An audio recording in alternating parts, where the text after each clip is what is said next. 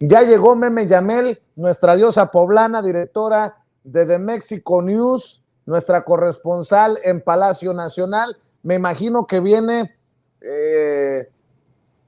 con un cargamento de pupusas, no sé, algo nos ha de haber traído de Centroamérica, anduvo de gira en esta gira histórica del presidente Andrés Manuel López Obrador. Te saludo con mucho gusto, Meme, ¿cómo estás?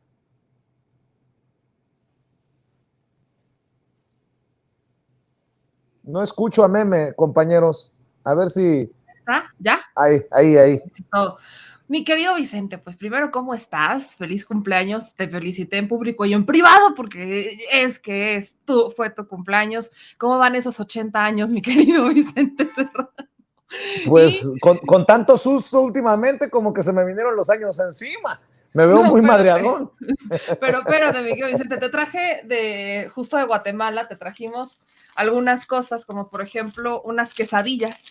Estas son Pero quesadillas qué de necesidad, Guatemala. que no se ve lo suficientemente panzón que estoy. Una torta, espérate, aquí hay una torta también. Te trajimos una torta de leche. Mira, no te da ver, mira, la panzón. Es que es para rellenar la piñata, Vicente. Luego aquí trajimos, es que sabes que te quiero Le mucho. estás aprendiendo bien a tu productor, Meme Es que él, Yamel. él es el que me está pasando el guión, no soy yo. Él me está pasando el guión, entonces yo solamente sigo órdenes, no es cierto, mi querido Vicente. Pero es para que te rías un rato, para que te rías un Oye, rato dentro de todo esto que está pasando. Y bueno, toda mi solidaridad contigo, Vicente, porque sé que son tiempos complicados. sí, gran trabajo que han estado haciendo en el tramo 5 del Tren Maya. Qué bueno que pararon ahí en Quintana Roo.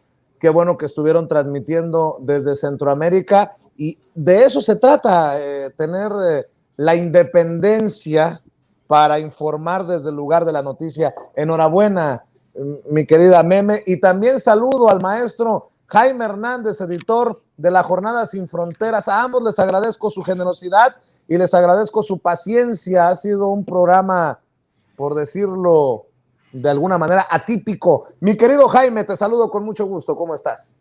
Good morning, querido Vicente. ¿Cómo estás, querido amigo? Aquí listo para lo que tú me digas. Bueno, pues empecemos, si les parece, con este intento de provocar, de ridiculizar incluso al presidente Andrés Manuel López Obrador a ambos lados de la frontera con esto que dice, pues si no se invita a todos a la Cumbre de las Américas, no voy y va a representar a México el canciller Marcelo Ebrard. Lo que creo que muchos no esperaban es que Xiomara Castro, la presidenta de Honduras, se posicionara en ese mismo sentido, lo mismo que Luis Arce, el presidente de Bolivia. Meme, un tema que creo que es relevante.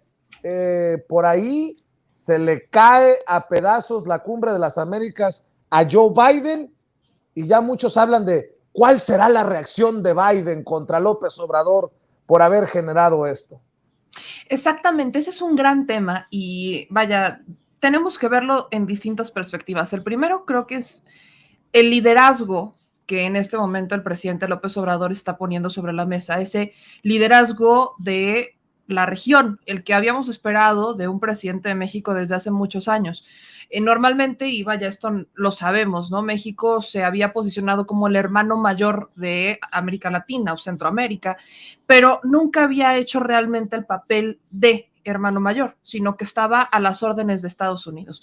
Y hoy estamos viendo un escenario en donde México sí le está disputando ese liderazgo que Estados Unidos tenía, digamos que en toda América, ¿no? Estados Unidos como que siempre voltean a ver, oh, gran Estados Unidos, ¿no? Ay, sí, Estados Unidos y el sueño americano y todo esto, pero hoy por hoy México, con la presencia de López Obrador, con su defensa a la soberanía nacional, con su defensa a la soberanía de las naciones, está poniendo sobre la mesa otro tipo de formas de gobernar. Y bajo ese mismo sentido, pues yo cuestiono mucho a la prensa, a un Jorge Ramos, que en este espacio se ha cuestionado mucho, a varios periodistas y comunicadores que de alguna manera creen que el presidente López Obrador debería de rendirle pleitesía a Joe Biden, porque es que ¿qué va a pasar si se enoja Estados Unidos con México? No, imagínense, se va a enojar Biden con Estados Unidos. En la mañana de ayer, digo, yo no Con sé si México.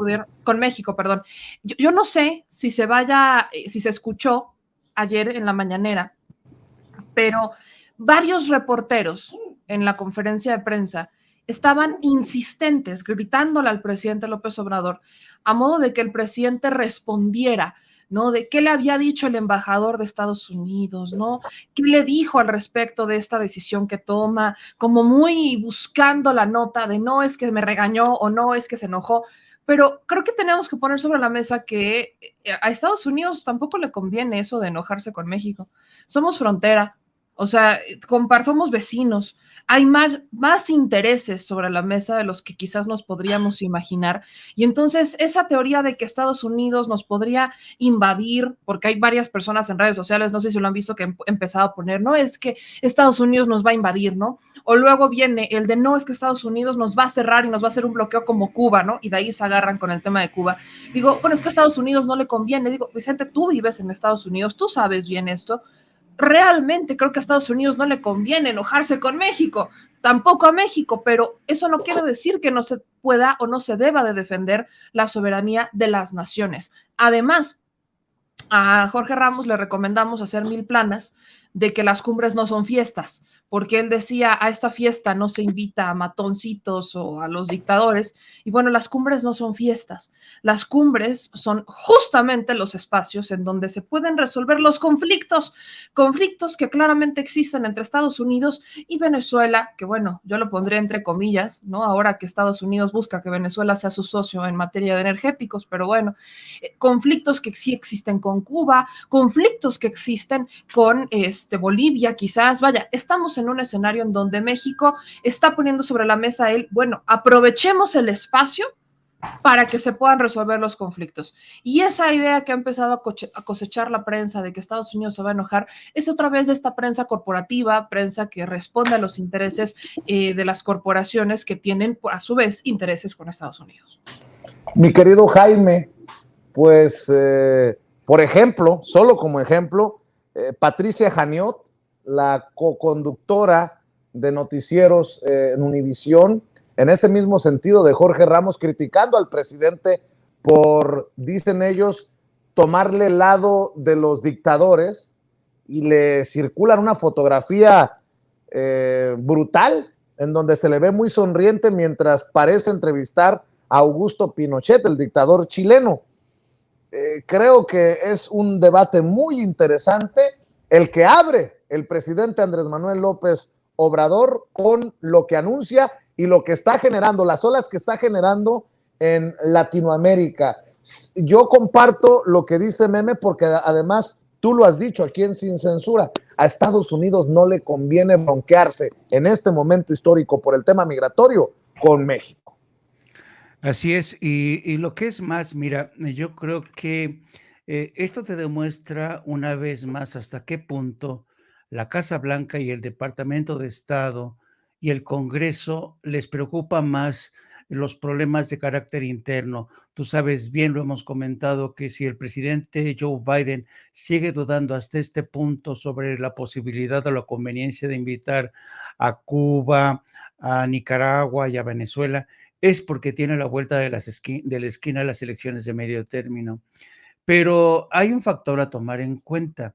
Yo creo, y yo creo que esto es digamos, que es una variable dentro del análisis que hay que ponderar. Fíjate que si la Casa Blanca, si el presidente Biden decide que tiene carácter más prioritario el resultado de las próximas elecciones de medio término, habrá desperdiciado una gran oportunidad para consolidar su liderazgo a nivel hemisférico. ¿Y quién va a asumir ese rol? El presidente de México, Andrés Manuel López Obrador. Ya de hecho muchos vaticinaban, incluso desde círculos conservadores, que el presidente Andrés Manuel López Obrador se iba a consolidar como líder regional.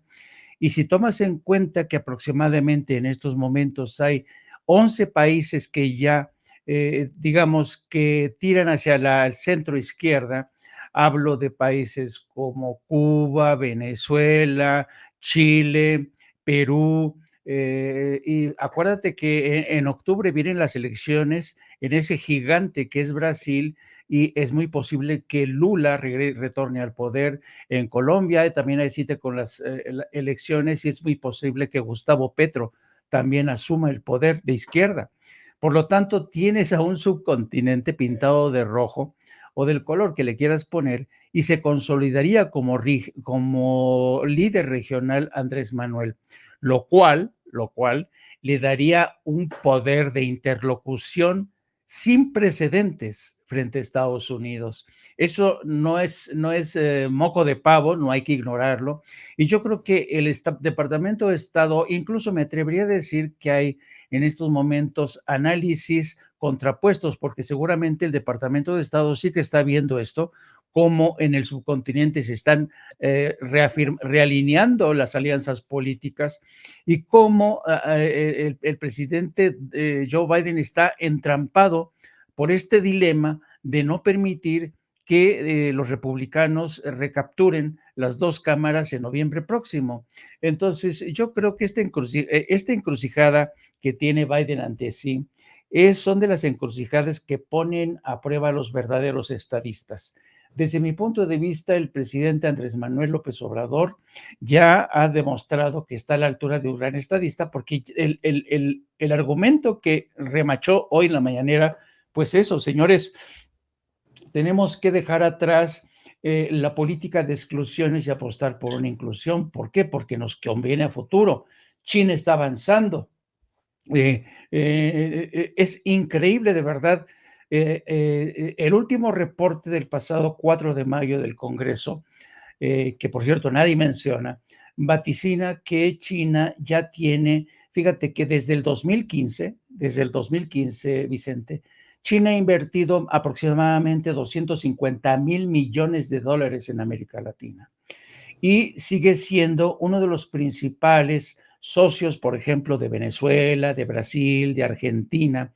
La presencia de China está ahí y va a seguir creciendo. Y cuando el presidente habla de cómo China está avanzando, pues es que hay datos duros que lo corroboran desde el propio Congreso de Estados Unidos. Ahora, te doy estos datos duros, te doy este argumento que ofreció el presidente, te doy el análisis que seguro está en el Departamento de Estado, y en eso escuchas argumentos como el de Jorge Ramos, ateniéndose al viejo latiguillo retórico de cómo es posible que vayan a invitar a ustedes a torturadores, dictadores, déspotas, tiranos, cuando Estados Unidos no puede lanzar la primera piedra.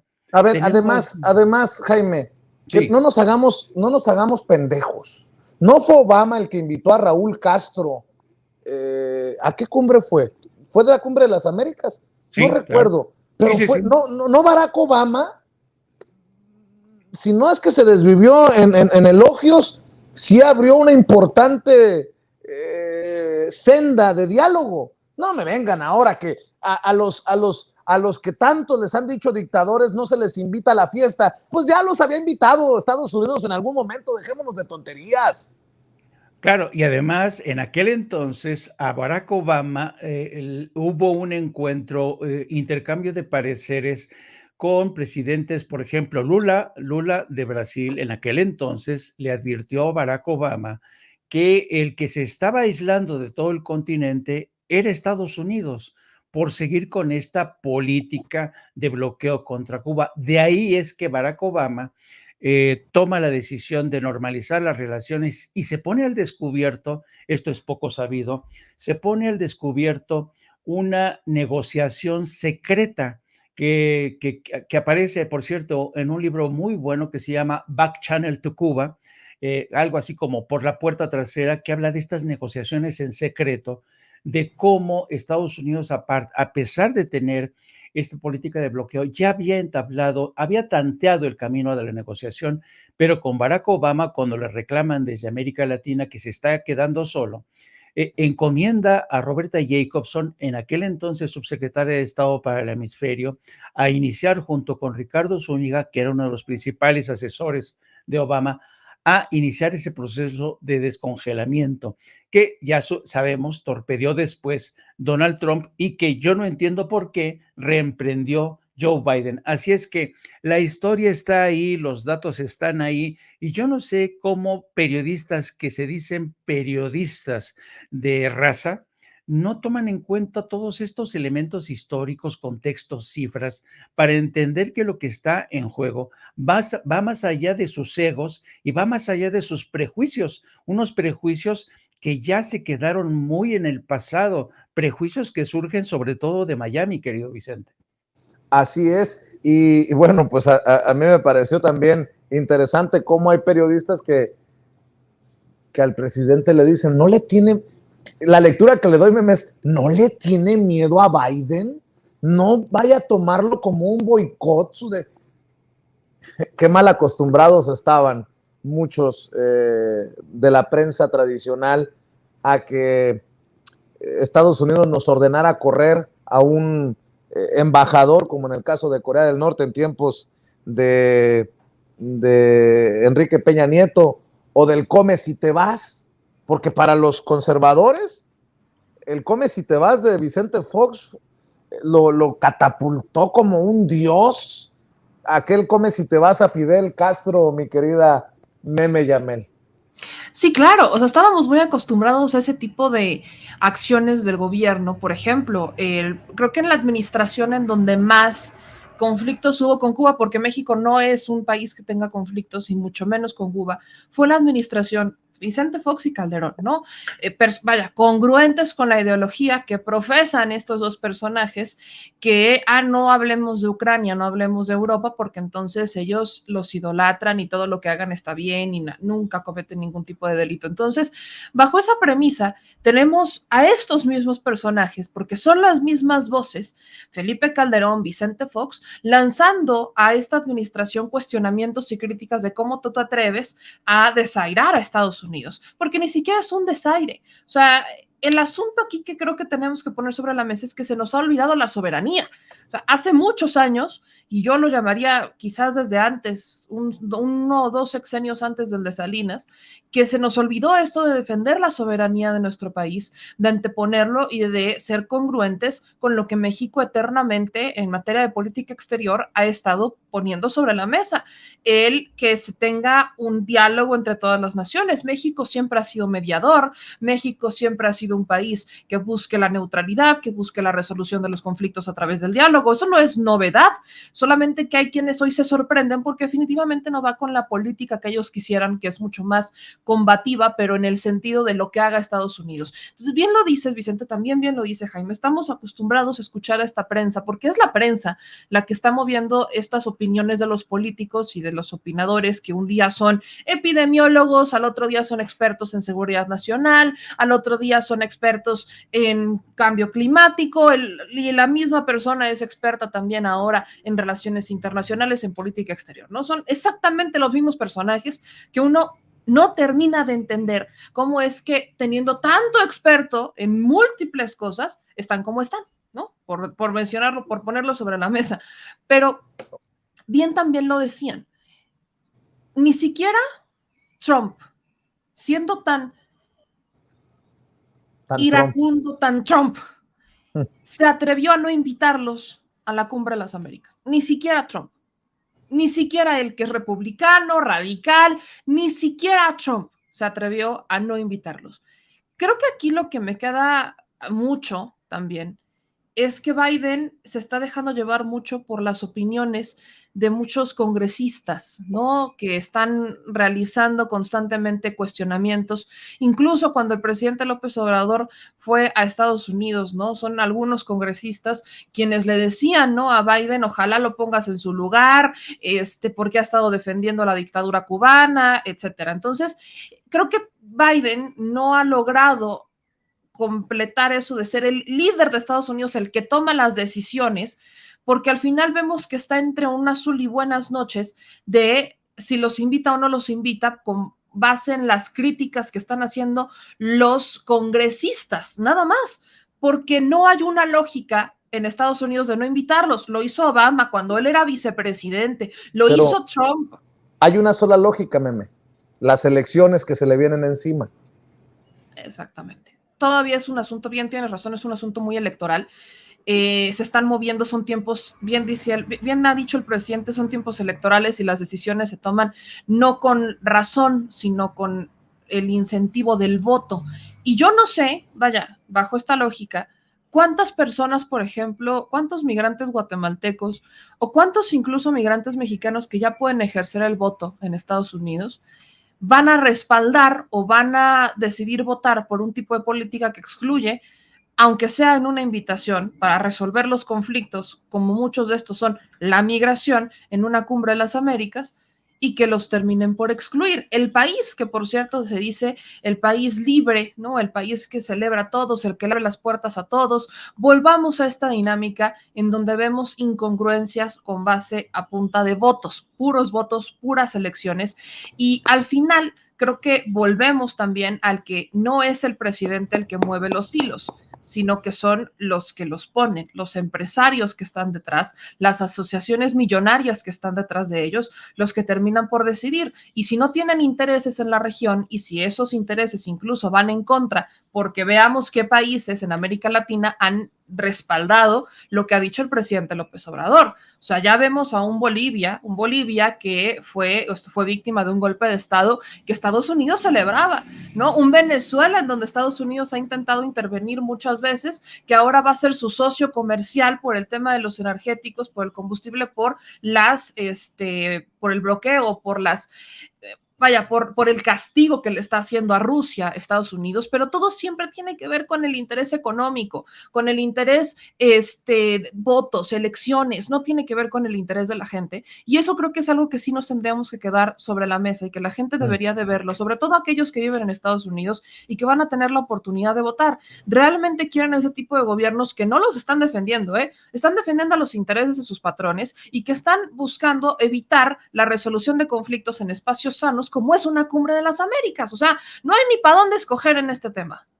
Oye, Meme, y tú que estuviste en Centroamérica, a pesar de que nos quieren construir una rivalidad entre México, Centroamérica, México, El Salvador, Honduras, Guatemala, sobre todo en Estados Unidos hay siempre esa luchita, ese discursito. ¿Qué te tocó percibir en torno a la visita del presidente Andrés Manuel López Obrador en esos países?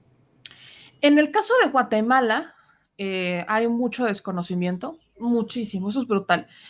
Hay un desconocimiento sobre la propia visita de López Obrador y hay un desconocimiento de los programas sociales, ¿no? Y es un desconocimiento generalizado porque la gente nos dice, entrevistamos a personas en Guatemala y nos decían, es que aquí no se sabe nada, ¿no? Todavía está todo muy cerrado.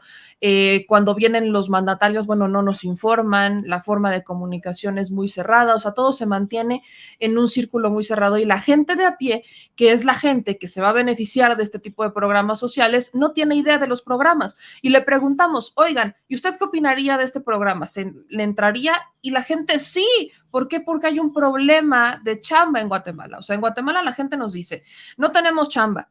Tenemos que tener 3 o 4 trabajos para poder vivir. Muchos de ellos ya tienen hacen una agricultura de autoconsumo, pero tienen que rentar el predio para poder cosechar y para poder sembrar. Entonces, ni siquiera es propio. Muchas personas están bajo este criterio y es que Guatemala es un país riquísimo, es un país con mucha agua, es un país con una tierra muy fértil. O sea, vaya, es un país que tiene para dar.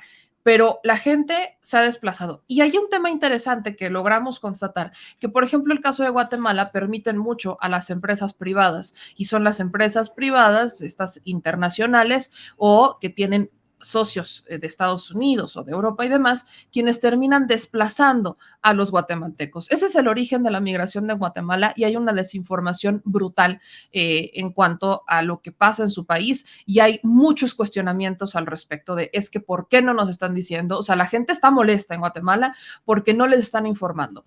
Y en El Salvador la cosa es distinta. Para empezar, en El Salvador hay una gran aprobación a Nayib Bukele, yo se lo preguntaba a la gente, con todo y el estado de excepción, que ha sido muy polémico, hay un respaldo hacia el presidente de El Salvador y ahí sí tenían un conocimiento del presidente López Obrador, ahí sí, y decían qué bueno que viene, que van a tener tratos, que qué bueno que vamos a poder tener mejor coordinación con México, o sea, la gente lo celebra, pero esa creo que es una diferencia brutal. Y en el caso de Honduras, la situación ahí también cambia porque están en un cambio de gobierno en donde tienen a un presidente, o más bien un expresidente, que ya está en Estados Unidos acusado de utilizar dinero del narcotráfico para financiar campañas, algo similar a lo que hacía Genaro García Luna y Felipe Calderón. Entonces ahí la gente está todavía con este cambio, no viene con este cambio, y también hay mucha voluntad social del queremos conocer, queremos saber. La gente está necesitada, sobre todo en Honduras, que es donde nacen las caravanas migrantes. Creo que con ese panorama podemos entender que era el propósito de nuestra visita, entender el por qué migran y el por qué el presidente López Obrador tiene esta importancia hacia Centroamérica, que radicó justamente en eso, en que hay distintos motivos el por qué migran en Guatemala, El Salvador y Honduras, pero todo radica en la necesidad.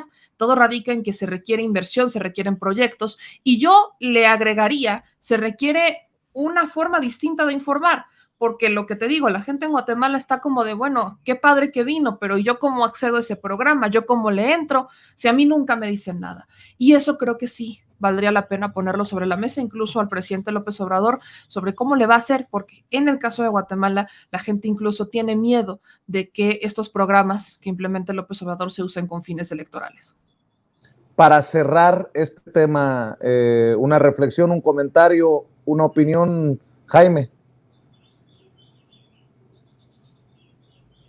No te escucho, querido Jaime. A ver si... Ahí. Bueno, sí. No, estaba escuchando con atención a Meme, que hizo una buena radiografía de lo que encontró ahí. Y justamente, y yo añadiría que también hay un problema añejo que tiene que ver con el diagnóstico que desde Estados Unidos siempre se ha formulado para abordar las crisis sistemáticas de la violencia, el hambre, el subdesarrollo. Y a lo mejor una anécdota vale más que demasiadas explicaciones. Yo me acuerdo muchísimo que cuando Hillary Clinton era secretaria de Estado, en una cumbre de lo que se llamaba gobiernos abiertos, uno de los propósitos del Departamento de Estado era tratar de ver de qué manera se apostaba por proyectos de inversión y desarrollo en Centroamérica, y Hillary Clinton, el Departamento de Estado, invitó a una cumbre a todos y cada uno de los representantes de las naciones más ricas de la Unión Europea para que le apoyaran con fondos. Y en una cita que tuvieron en el Hotel Waldorf Astoria de Nueva York, Hillary Clinton llegó con una propuesta que a mí me dejó con los ojos como platos, porque llegó a proponer la construcción de una cárcel modelo en San Salvador o en El Salvador.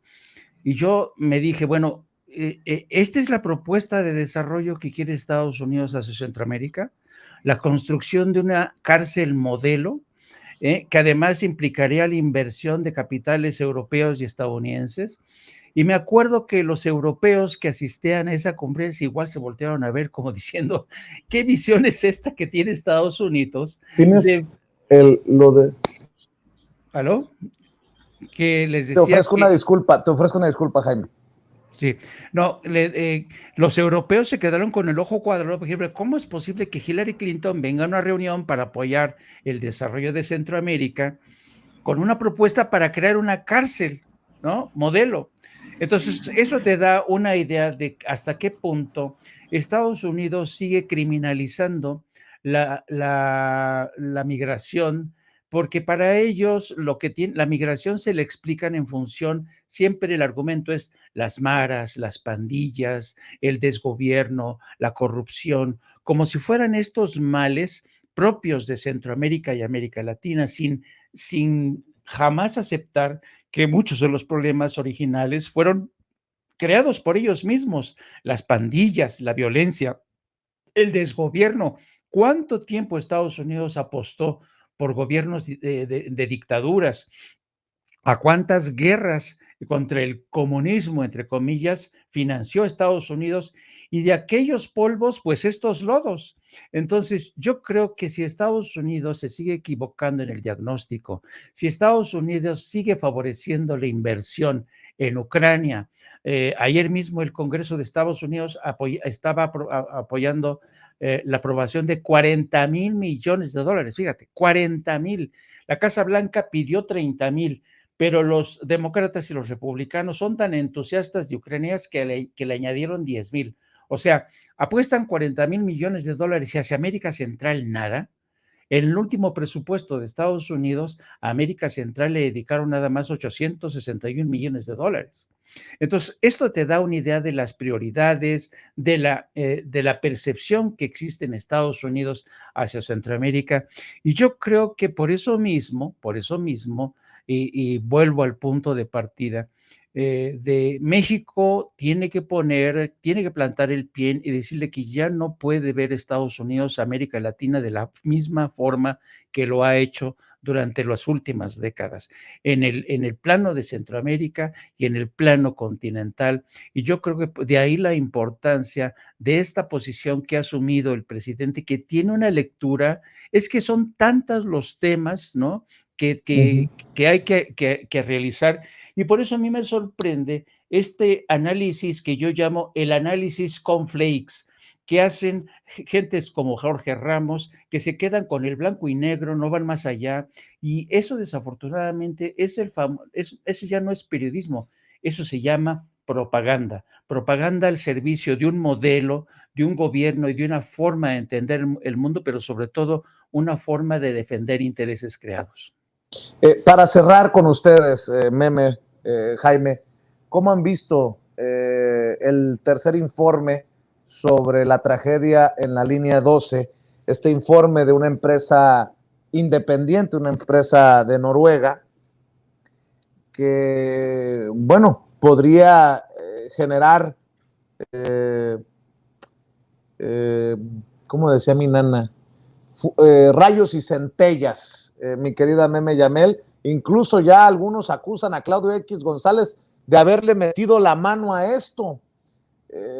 Y ya veo a muchos desde la oposición decir, ahí está, ustedes son los culpables de la caída de este tramo de la línea 12 del metro. ¿Cómo ves, Meme?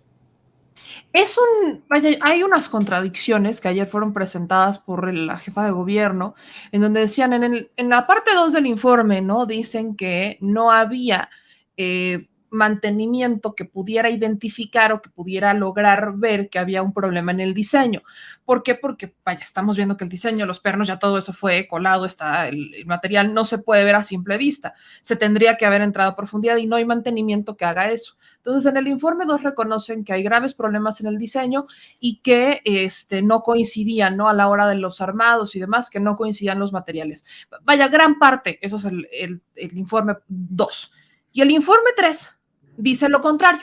O sea, el informe 3 dice que sí, los mantenimientos podrían haberlo identificado y el que no se habrían realizado, más bien que no se habrían, porque no dice la palabra mantenimientos, o sea, deriva en eso, pero dice que si no se habrían seguido las líneas de operación que habrían marcado los mantenimientos, entonces, pues ahí es cuando se pudo haber identificado la falla. Para eso utilizaron algunas fotos de Google Earth o Google Maps, en donde veían, ¿no?, cómo las estructuras estaban quebradas, estas imágenes que muchos de nosotros vimos, no por Google Maps, no por Google Earth, pero sí imágenes que compartían los ciudadanos, que quienes viven en la región o la zona más bien, sabían que pues había problemas con la línea 12 que radicaban en el diseño.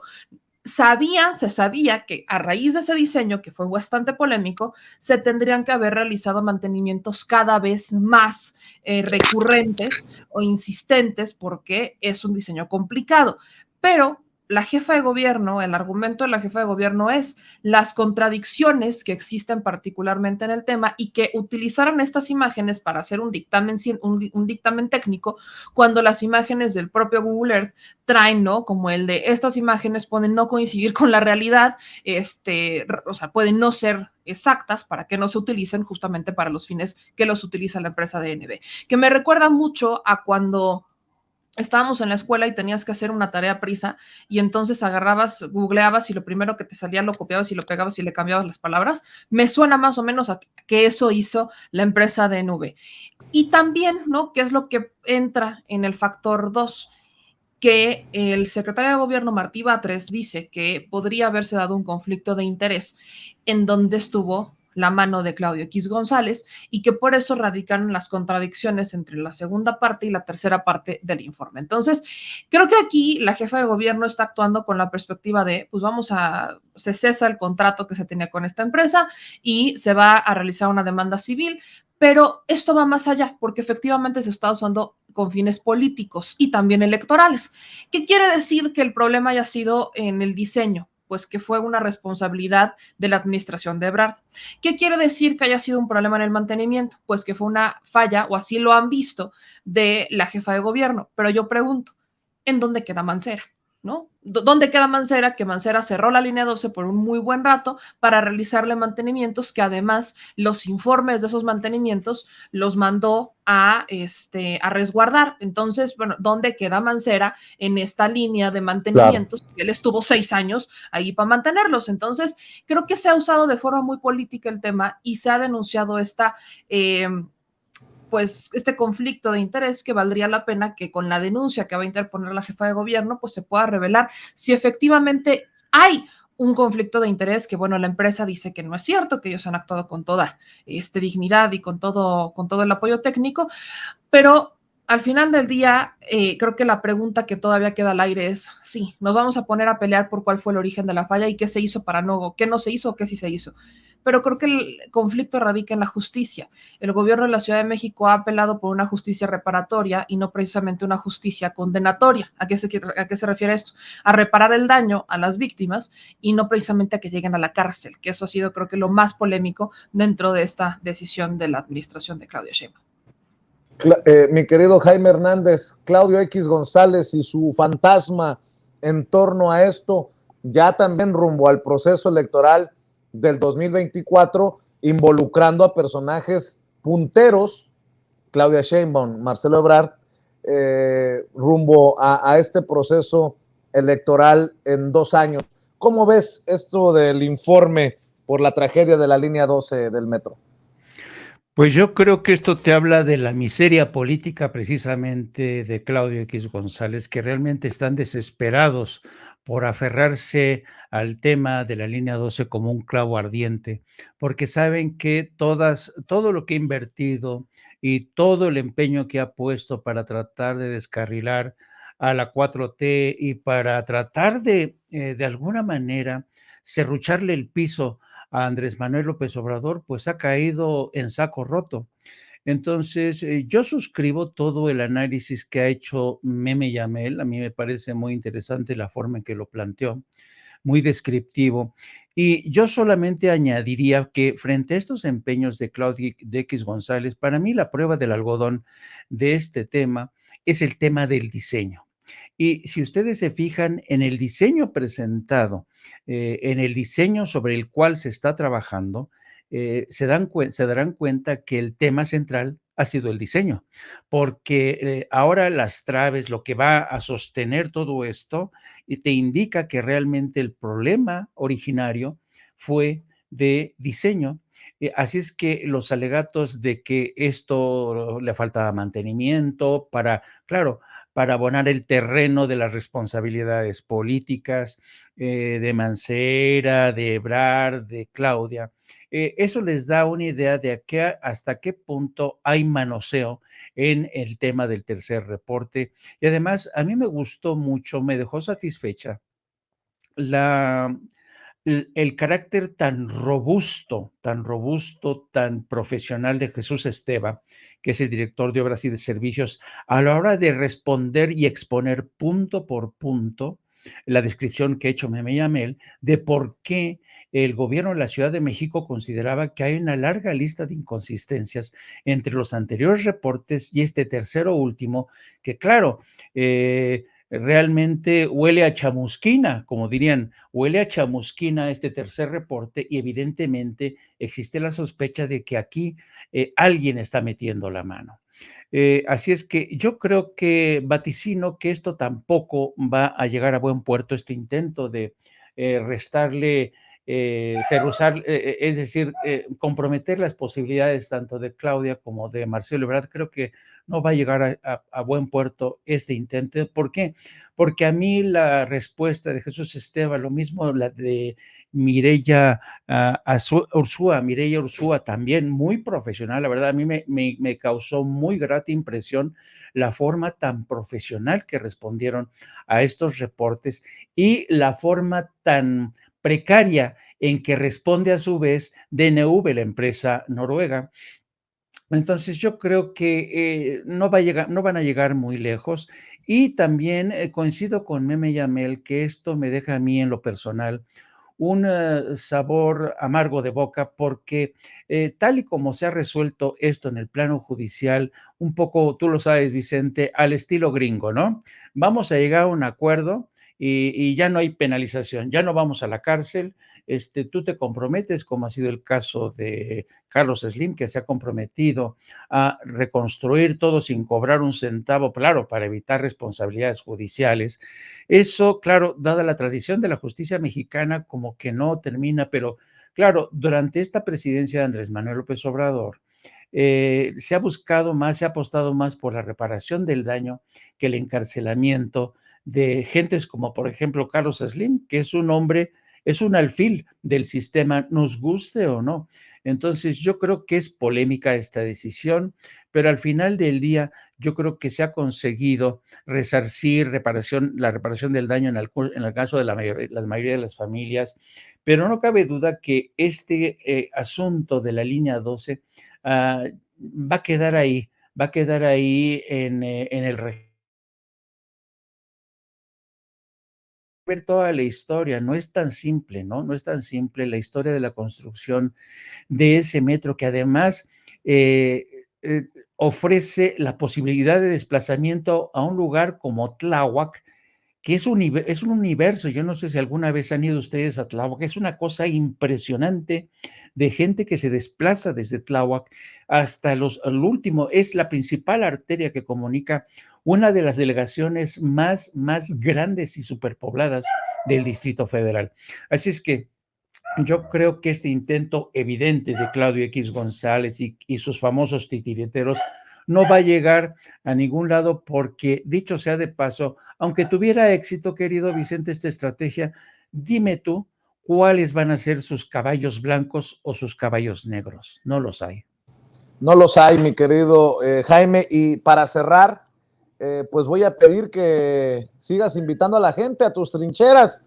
Mi querido Jaime, amor con amor se paga. Desde aquí, desde Sin Censura. Muchas gracias, querido Vicente. Pues sí, les agradeceré a todos los que se quieran seguir sumando a nuestro espacio de No Apto para Cínicos. Transmitimos todos los días de las 15, de las 14 a las 15:30, a veces nos llegamos hasta las 16. Búsquenos, No Apto para Cínicos, den la campanita para que les avisen en cuanto iniciamos transmisión. Y también le pido que nos sigan a través de nuestras redes, a través de mi cuenta en Twitter, @Jaime Journo o Journo, y también a través de la sección de La Jornada Sin Fronteras del gran periódico La Jornada, donde hoy abrimos con el tema recurrente del odio antiinmigrante, que ha vuelto a asomar la cabeza precisamente porque ya está demostrado que el odio antiinmigrante se ha convertido en el principal motor electoral, ya no solamente de algunos republicanos, sino también de algunos demócratas conservadores, y nuevamente nos van a convertir en su puerquito, nos van a agarrar de su puerquito los inmigrantes de origen mexicano, pero yo sospecho que nuestros migrantes ya están acostumbrados y ya han endurecido tanto la piel que se les va a resbalar. Mi querido Jaime, antes de que te vayas, ponme en pantalla a los compañeros, ponnos a los tres en pantalla, Adriana, si se puede, por favor. Porque Meme Yamel se la pasó presumiendo en su... ¿Te fijaste, Jaime, que te quiso sobajar? Me quiso sobajar a mí. Oye, que yo traigo de centro... No te preocupes, Jaime, mira, no le vamos a dar coyotas de Sonora, mira, rellenas de lechera. Y si me apuras tantito, mi mamá trajo tortillas de harina de Sonora. O sea, ¡órale! Si quiere pleito la Yamel, aquí tengo para dar y para repartir. Por cierto, están riquísimas las coyotas, ¿eh? ¡Ay, me guardas! ¡Ay, me guardas! Nuevo. Tengo la matona. El combo chocolate Rocío. Eso sí fue golpe bajo, Eso sí fue jugar gacho. Eso sí te lo pasó el productor, Meme Yamel. Es la mata todo. Aquí está la mata todo. Combo completo. No, qué cosas, Meme. Invitemos a la gente a las noticias al Chile, a tu canal y obviamente a The Mexico News y todos tus esfuerzos que creo que bien han valido la pena, los grandes esfuerzos que realizaron para informarle a la gente desde el lugar de la noticia, aunque no nos hayas traído ni una pupusa, Mala. Es que no, espérate, sí, hay una historia con una pupusa, porque sí nos trajimos una pupusa, pero pasó algo así como que ya apestaba un poco la pupusa y no pudimos. Meme. Es que, bueno, así lo dejo. Para la gente que no sabe, la pupusa es como una gordita. Es como una gordita rellena. Así con frijol, chicharrón. Con Híjole, queso cómo extraño Los Ángeles, California. Ese barrio centroamericano. No. A ver, Meme, mejor cerremos invitando a la gente para que te apoye. Pues yo les agradezco mucho y primero pedirles que se sigan suscribiendo a estos espacios sin censura que han sido reconocidos por la audiencia primero y por los esfuerzos también con el presidente López Obrador. Entonces sigan suscribiéndose a este espacio y a mí ya saben que me encuentran en todas las redes sociales y hasta en TikTok como @memeyamelca. Quiero agradecerle muchísimo a la audiencia todo el apoyo, todo el cariño que nos da en estos espacios, a todos los creadores digitales, a todos los youtubers, porque sí se está haciendo un balance, sí se está cambiando la historia, lo estamos haciendo desde las trincheras digitales. Yo nada más voy a cerrar con, va a ser para ti, Jaime, cuando te vea. Este kilito de tortillas, ya que Meme nos olvida. Y eso, méteselo a la piñata del productor, mi querido Meme Yamel. Cuídense mucho. Nos vemos, Jaime. Nos vemos, Meme. Nos vemos, productorcete. ¿Dónde andas, productorcete? ¡Productor! Enseña la cara, no seas cobarde. Ahí viene, dice que ahí viene. Y enseña la piñata. Que si enseñas la piñata. Sí, nos saluda. Aquí está el responsable de las piñatas. Saludos, carnita asada. Nos vemos, pues. Cuídense mucho. Venga. Gracias. Bye. Bueno, amigos, amigas, regresamos en breve. Pero mientras seguimos hablando sin pelos en la lengua, sin censura, usted puede suscribirse a nuestros 3 principales canales en YouTube. Sin Censura Media, en donde tenemos más de 1,600,000 suscriptores, Sin Censura TV, en donde tenemos más de 1 millón de suscriptores, y en Sin Censura Presenta, en donde queremos llegar muy pronto a los 100,000 suscriptores. Si usted ya está inscrito en Sin Censura Media, suscríbase en Sin Censura TV. Si ya está suscrito en Sin Censura TV y Sin Censura Media, suscríbase a Sin Censura Presenta. Recuerde que es gratis, no tiene que sacar un solo centavo de su bolsillo para apoyarnos. Dele clic en la campanita para que los señores y señoras de YouTube envíen las notificaciones cuando estemos transmitiendo en vivo y en directo o estemos subiendo videos. También nos puede seguir en Twitter en @_Vicente Serrano y hasta en Instagram. Ojo, también estamos en Instagram. Son nuestras redes sociales y con el apoyo de ustedes seguimos creciendo, porque con ustedes todo, sin ustedes nada.